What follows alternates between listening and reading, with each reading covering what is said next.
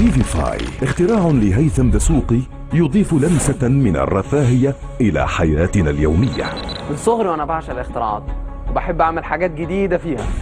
وفي مرة وأنا بشتغل على أحد اختراعاتي فوجئت إن شحنة جسمي بتأثر على الدوائر الإلكترونية حتى من خلال الأجسام العازلة. الابتكار مكون من ملصقات استشعار تثبت على الأسطح لتتحكم بها من خلال اللمس. وأول ما سمعت إن نجوم العلوم بيدوروا على اختراعات جديدة طرحت فكرتي قدام لجنة الحكم. ازاي تحول اي سطح حتى لو كان ترابيزه مثلا، حتى لو كان خشب، ازاي تحولها تاتش سكرين؟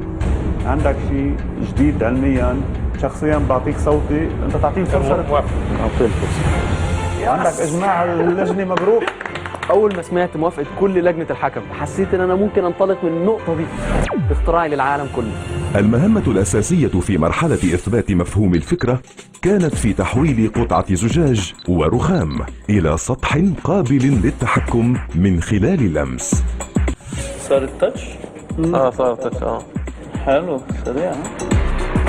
وبفتكر لما خالد نده اسمي وقال هيثم المركز الأول. بالمركز الأول هو هيثم دسوقي من مصر. كانت فرحتي كبيرة جدا وكنت متحمس أكتر الفكرة بتاعتي. في مرحلة الهندسة ابتكر هيثم 3 استخدامات جديدة، وهي التحكم بالموسيقى من خلال ملصقات استشعار مثبتة على ثوب الاستحمام. يلا منيح جد. التحكم بالهاتف عبر ملصقات استشعار مثبتة على لوح من زجاج. ألو؟ التحكم باستخدام المياه بمجرد اللمس. ظهرت قيمة المشروع بتاعي من خلال الاستخدامات. هيثم دسوقي من مصر. والحمد لله أخذت المركز الأول للمرة الثانية في مرحلة الهندسة، وده بيمثل لي شيء كبير جدا لأن أنا مهندس. وحصيلة هذه الاستخدامات تكمن في مرحلة التصميم، حيث على هيثم جمعها ضمن مشروع واحد مميز. I have a lot of work to do. هنفك كل حاجة ونرجع نركب كل حاجة. وكانت التفاصيل مهمة جدا في المرحلة دي، لأن أي خطأ عندي في التصميم هبقى مسؤول عنه قدام لجنة الحكم. أنا لازم أكون موجود عشان خاطر حاجات كتير. دي لو اتقطعت خلاص. ما كانش ده ينفع يبقى أبيض كده. كنت خايف يطلع حاجة غريبة، يطلع حاجات مالهاش علاقة ببعض. في الآخر خالص أنا انبهرت بشكل المشروع، لأن بعد ما بيكتمل وتفتح الوردة بالكامل تحس فعلا بجمالها.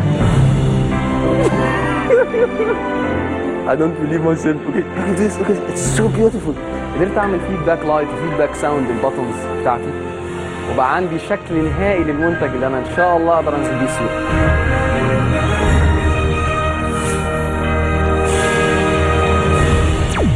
في مرحلة البيزنس اشتغلت كبزنس مان، وبقى عندي خطة واضحة ومحكمة للمشروع بتاعي، وما كانش فيه أحلى من فيفيفاي اسم للمشروع بتاعي بيعبر عن قدرتي في تحويل أي سطح حوالينا لتاتش.